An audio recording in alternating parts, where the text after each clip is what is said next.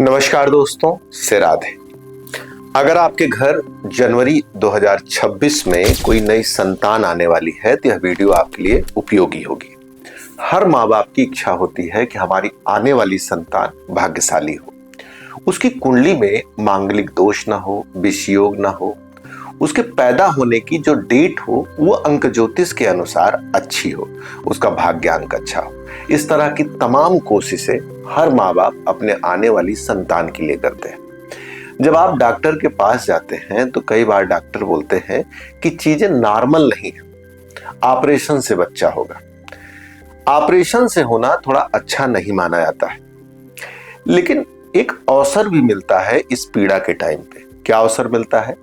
Doctor से बातचीत करके आप समय को और डेट को आगे पीछे करके अपने बच्चे के लिए एक ऐसे समय और एक ऐसी डेट का निर्धारण कर सकते हैं जो अंक ज्योतिष के अनुसार या ज्योतिष के अनुसार अच्छा हो, जिसमें राजयोग वगैरह हो या मांगलिक, मूल, विषयोग जैसे योग ना हो। ज्योतिष पंचांग हर महीने अंक ज्योतिष, मूल, विषयोग, ग्रहण योग से संबंधित वीडियो बनाती है। इस वीडियो में हम चर्चा करने वाले हैं अमावस्या की और साथ में चर्चा करने वाले हैं शनि की 7.5, अर्थात जनवरी में वो कौन सी डेट है जिस पे बच्चा अगर पैदा होगा तो उसकी कुंडली में अमावस्या का संयोग पाया जाएगा और उसमें 7.5 का पाया जाएगा। सबसे पहले अमावस्या को मैं थोड़ा सा एक्सप्लेन कर देता हूं। जो तिथियां होती हैं उसमें एक तिथि अमावस्या है, ऐसा कैलेंडर में आप आसानी से देख सकते हैं। लेकिन ज्योतिष की दृष्टि से अमावस्या का मतलब होता है कि जब चंद्रमा सूर्य की राशि में प्रवेश करता है। तिथि के आधार पर केवल एक दिन इसको माना जाता है, लेकिन वहीं पर अगर ज्योतिष की दृष्टि से देखा जाए तो लगभग 2 दिन या 2 दिन से ऊपर का समय अमावस्या के संबंध से जोड़कर देखा जाता है। अर्थात एक राशि में चंद्रमा 2.25 दिन तक विराजमान रहता है। इस कालखंड में जो बच्चे पैदा होते हैं उनको मानसिक रूप से थोड़ी सी पीड़ा होती है। कारण क्या है? सभी ग्रहों के पास अपनी एक ताकत होती है, लेकिन जब वो सूर्य के पास जाते हैं तो वो ताकत छीण हो जाती है।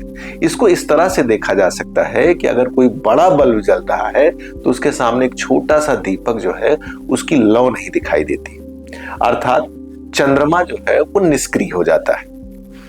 चंद्रमा के निष्क्रिय होने से बच्चे के जीवन पर बड़ा प्रभाव पड़ता है, ऐसा ज्योतिष मानता है। क्यों पड़ता है? क्योंकि चंद्रमा को मन का मालिक, चंद्रमा को माता का मालिक, चंद्रमा को आपके जो डेली मनी आती है, जो पैसा आता है जिसको कैश फ्लो बोलते हैं, उसका भी कारक कहीं न कहीं चंद्रमा को माना जाता है। इस कारण से कुंडली में चंद्रमा का देखना बड़ा इंपॉर्टेंट होता है। वैसे ज्योतिष की दृष्टि से रोज 12 तरह की कुंडलियां बनती हैं, जिसमें 5 मांगलिक, 3 राहु केतु शनि के नाम से जाना और कुछ में लग्नेश कमजोर होना, ये स्थिति बनती है। तो 1 या 2 कुंडली पूरे दिन में ऐसी होती है जिसको कहा जा सकता है कि इस टाइम बच्चा आए तो चीजें बेहतर होती है। तो आइए सबसे पहले बात करते हैं कि अमावस्या किस समय से किस समय तक और किस डेट से किस डेट तक रहेगी। अमावस्या के बारे में हमने आपसे पूरी चर्चा की। अब बात करते हैं डेट वाइज। ये जो डाटा है ये हमारा ऋषिकेश पंचांग से डाटा है, जो बनारस का पंचांग होता है। पूरी दुनिया में बनारस के पंचांग को सबसे ज्यादा ऑथेंटिक माना जाता है, सबसे ज्यादा महत्व दिया जाता है। उसी से हमने डाटा लिया है। स्थान विशेष के अनुसार इसमें समय में थोड़ा सा अंतर आता है। 18 जनवरी 2026 को चंद्रमा मकर राशि में प्रवेश करेंगे। मकर में ही जनवरी महीने में 15 के बाद आप जैसे मकर संक्रांति होती है तो सूर्य जाएंगे, तो फिर 18 तारीख को जब चंद्रमा मकर में जाएंगे तो अमावस्या लगेगी। पंचांग में 18 को अमावस्या कही गई है। कब तक रहेंगे ये ज्यादा महत्वपूर्ण है। 21 तारीख को 21 जनवरी 2026 को 1:30 AM अर्थात मध्य रात्रि के थोड़ा बाद तक के समय तक चंद्रमा मकर राशि में विराजमान है।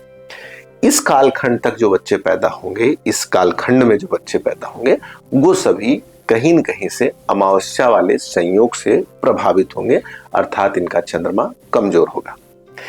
एक विशेष बात भी बता दें, अगर आपको अपने आने वाली संतान के लिए एक अच्छा डेट, समय निकलवाना है तो दिए नंबर पर कॉल करके आप सीधे हमसे बात भी कर सकते हैं, जिसमें मूल मांगलिक ना हो, राजयोग वगैरह अच्छे हो।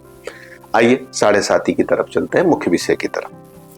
7.5 वो कालखंड होता है जिसमें चंद्रमा शनि के एक घर पीछे एक घर आगे या उसके साथ स्थित हो, तो उस कालखंड को शनि की 7.5 कहा जाता है। चंद्रमा बहुत इंपॉर्टेंट होता है, इसीलिए आपने देखा होगा पिछली वीडियो में हमने राहु के साथ चंद्रमा, केतु के साथ चंद्रमा, फिर शनि के साथ चंद्रमा, सूर्य के साथ चंद्रमा। चंद्रमा जन्म के समय बड़ा महत्वपूर्ण होता है। तो जब चंद्रमा शनि के एक घर पीछे आता है तो शनि की 7.5 लग जाती है। शनि को दुख और पीड़ा का कारक माना जाता है। चंद्रमा जब शनि से मिलने जाता है, नाड़ी का नियम है, अर्थात चंद्रमा मन, माता, कैश फ्लो कहीं न कहीं से पीड़ित होगा। तो इस कालखंड में भी जो बच्चे पैदा होते हैं वो कहीं न कहीं से मानसिक रूप से थोड़ा सा उदास और परेशान रहते हैं। तो कोशिश करें कि 7.5 में बच्चे का जन्म ना हो, लेकिन ये भी ध्यान रखिए 7.5 ऐसा नहीं कि जन्म के समय अगर नहीं रहेगा तो पूरे जीवन नहीं पड़ेगा, ऐसा नहीं है। जन्म के समय विशेष महत्व होता है, क्योंकि जन्म का जो कालखंड होता है वो बालक के जीवन पे प्रभावशाली ज्यादा होता है। लेकिन हर आदमी के जीवन में 7.5 समय समय पर आती रहती है। 2 से 3 बार जीवन में 7.5 की संभावना की जा सकती है। तो कब से शुरू होगी? 21 जनवरी 2026 को 1:30 AM से शनि की 7.5 प्रारंभ हो जाएगी। कब तक रहेगी? 27 जनवरी 2026 को 2:30 PM तक जो बच्चे पैदा होंगे वो सभी बच्चे शनि की 7.5 के अंतर्गत पैदा होंगे, अर्थात कहीं न कहीं से चंद्रमा शनि के साथ, शनि के आगे, शनि के पीछे इस कालखंड में जो बच्चे होंगे वो रहेंगे। अब विषय उठता है कि हमारे डॉक्टर ने तो इसी टाइम हमको समय दे दिया है कि भाई आपका बच्चा हम अमावस्या के कालखंड में या शनि के 7.5 के कालखंड में ही ऑपरेशन करके निकालना पड़ेगा। तो क्या करें? आपने तो कह दिया कि चीजें खराब जाएंगी। ऐसी सिचुएशन में एक काम करना चाहिए। ज्योतिष का मानना है कि दिन भर में 12 कुंडलियां बनती हैं। उस 12 कुंडली में से कोशिश करें आप उस कुंडली का चुनाव करें जिसमें राजयोग वगैरह हो और मांगलिक ना हो। भाई चलो ठीक है, अमावस्या है, उसको नहीं बदला जा सकता, लेकिन उसके अलावा जो इंपॉर्टेंट चीजें हैं, स्वास्थ्य है, लग्न से, शिक्षा है, पंचम से, जॉब है, भाग्य है, ये तमाम ऐसे घटक होते हैं जिनको और चेक करके जो प्रॉब्लम है वो कम से कम हो, इसकी एक कोशिश की जा सकती है। तो कोशिश करें कि जब भी कभी भी अमावस्या या शनि की 7.5, विष योग या खराब भाग्यांक और मूलांक का संयोग बन रहा है और उसी में ऑपरेशन होना है या उसी में नॉर्मल डिलीवरी होनी है। आजकल नॉर्मल डिलीवरी में भी आप देखते होंगे आर्टिफिशियल पेन पैदा की जाती है। डॉक्टर के पास इंजेक्शन है, मेडिकल इसमें काफी आगे है, वो माँ को बच्चे को आगे बढ़ाने के लिए एक इंजेक्शन लगाते हैं जिससे बच्चा सहज रूप से बाहर आ सके। तो उस इंजेक्शन के टाइमिंग को भी डॉक्टर जानते हैं कितनी देर बाद रिएक्ट करके बच्चा बाहर आएगा। उस स्थिति में भी आप एक अच्छे दिन का, एक अच्छे समय का चयन कर सकते हैं जिसमें आपका बच्चा भाग्यशाली हो, जीवन में उसके भी सुख सुविधा, संतान सुख, नौकरी सुख, माता पिता का सुख, वृद्धि, विकास, स्वास्थ्य, नेचर सब अच्छा रहे। जिन लोगों के घर नई संतान आने वाली है, ज्योतिष पंचांग चैनल की तरफ से हम आपको शुभकामना करते हैं। और हाँ, अगर आपके आसपास या किसी रिलेटिव के यहाँ भी ये संतान आने वाली है तो उनको आप जरूर ये वीडियो साझा करें। आपको अपने लिए एक अच्छा डेट, टाइम और समय निकलवाना है तो दिए नंबर पर कॉल करके आप सीधे हमसे बात कर सकते हैं और एक अच्छी डेट और टाइम का चयन कर सकते हैं जो आपके लिए अच्छा हो, आपकी संतान के लिए अच्छा हो। आपने वीडियो को अंत तक देखा, हृदय से धन्यवाद। और हाँ, अभी तक आपने हमारे चैनल को अगर सब्सक्राइब नहीं किया है तो निवेदन है सब्सक्राइब करें, शेयर करें, अपने विचार जरूर लिखा करिए। कई बार लोग कहते हैं कि आप जवाब नहीं देते, लेकिन बहुत बार हम जवाब देते भी हैं और बहुत बार आपकी कही हुई बातों को अगले वीडियो में हम कंसीडर भी करके आपको उससे संबंधित चीजें आगे भी बढ़ाते हैं। तो आपके दिए विचार हमारे लिए बड़े अनमोल हैं।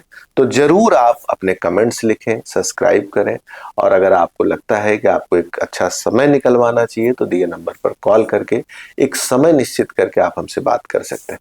नमस्कार, से राधे।